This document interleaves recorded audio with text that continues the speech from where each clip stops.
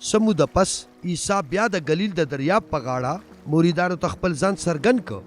هغه په دې طریقه څرګند شو شمعون پطرس او توما چې غبرګونې هم بلل کېږي او نتنیل چې د گلیل د کاناو او د زبدي زامن او دوه نور مریدان هم هلته موجود وو. شمعون پطرس هغې ته وویل زه د کبانو ښکار لزم. نو هغې ورته وویل چې موږ به هم در سره ځو. هغې روان شول او کشتۍ ته وختل، خو په هغه شپه هغې هیڅ ونه نیول. چې سحر شو نو عیسی د دریاب په غاړه ولاړو، خو مریدانو ته دا پته نه وه چې دا عیسی دی. عیسی هغې ته نارې کړې ای دوستانو تاسو څه کبان ونیول که نه؟ هغې جواب ورکړه چې نه. هغې ته وفرمایل د کشتۍ ښي طرف ته جال ولئ نو تاسو به څه کبان ونیسئ. کله چې هغې جال وغورځولو نو هغې جال کشتۍ ته نشو راخېجولی ځکه چې په هغې کې ډېر زیات کبان راګیر شوي وو. بیا هغه مرید چې عیسی ورسره مینه کوله پطرس ته وویل دا خو مالک دی. کله چې شمعون پطرس دا واورېدل چې دا مالک دی نو هغه زر خپل کمیس واچولو ځکه چې هغه خپل کمیس کوز کړی او دریاب ته ودانګل. خو نور مریدان په کشتۍ کې رالل او د کبانو ډک جال یې راښ کړ ځکه چې هغې د اوچې ځمکې نه لرې نه وو، خو تقریبا 100 ګزه به ورخ وو.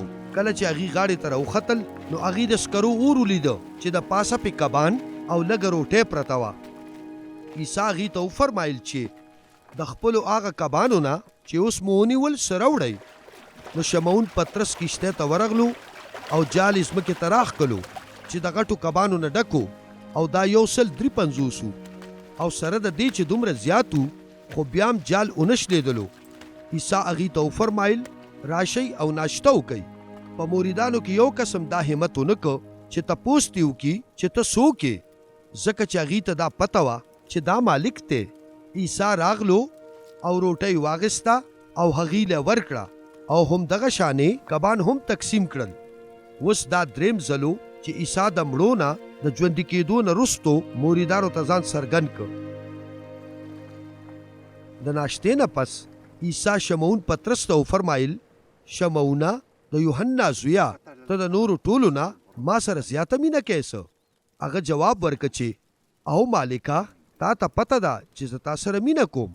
عیسی هغه ته وفرمایل چې نو بیا زما ګډوري وسره وه. په دویم ځل هغه ورته وفرمایل چې شمعون د یوحنا زویا ته ما سره مینه کې؟ پطرس ورته وویل او مالکه تا ته ښه پته ده چې زه تا سره مینه کوم. عیسی ورته وفرمایل نو بیا زما ګډې سنبالې کا. په دریم ځل عیسی هغه ته وفرمایل چې شمعون د یوحنا زویا ته ما سره مینه کې؟ پطرس په دې خبره غمجن شو ځکه چې هغه ته په دریم ځل دا تپوس وکړه چې ته ما سره مینه کې؟ هغه وویل مالکه تا ته د هر څه ښه پته ده، ته په دې پوهېږې چې زه تا سره مینه کوم. عیسی وفرمایل زما ګډې ورسره وه. زه تا ته رښتیا ویم چې کله ته ځوان وې نو تا به خپله ملا په خپله تړله او چېرته چې به دې خوښه وه هلته به تلې، خو کله چې ته زوړ شې نو ته به خپل لاسونه خواره کې او بل څوک به دې ملا وتړي او هغه خوا ته به دې بوځي چېرته چې ته تلل نه غواړې. عیسی دا خبره د دې راز څرګندولو دپاره وکړه چې پطرس په دغه شان شهید کړی شي چې د خدای پاک جلال به پکې څرګند شي. بیا عیسی هغه ته وفرمایل چې ما پسې راځه. پطرس راوګرځېده او هغه مرید یې په ځان پسې را روان ولیدلو د چا سره چې عیسی مینه کوله. هغه چې د ماښام د روټۍ په وخت کې عیسی سره نږدې ناست او دا تپوس یې ترې کړی و چې مالکه هغه څوک دی چې په تا به مخبري کوي. کله چې پطرس هغه ولیده نو د عیسی نه تپوس وکړه مالکه د هغه انجام به څه وي؟ عیسی جواب ورکړه که زه وغواړم چې هغه دې تر هغې ژوندی پاتې شي تر څو چې زه بیا راشم نو ستا په دې کې څه؟ ته ما پسې راځه. په دې وجه د ایماندارانو په منځ کې دا خبره خوره شوه چې دا مرید به نه مري. خو عیسی دا نو فرمایلی چې هغه به نه مري. هغه صرف وفرمایل که زه وغواړم چې هغه دې تر هغې ژوندی پاتې شي تر څو چې زه بیا راشم نو ستا په دې کې څه؟ دا هغه مرید دی چې د دې هر څه ګواهي کوي او دا یې ولیکل. موږ ته پته ده چې دغه ګواهي رښتیا ده.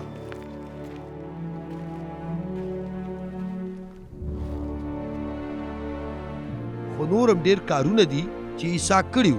چېرې دا ټول لیکلي شوي وي نو زما دا خیال دی چې په ټوله دنیا کې به د هغه لیکلي شوو کتابونو ځای نه وي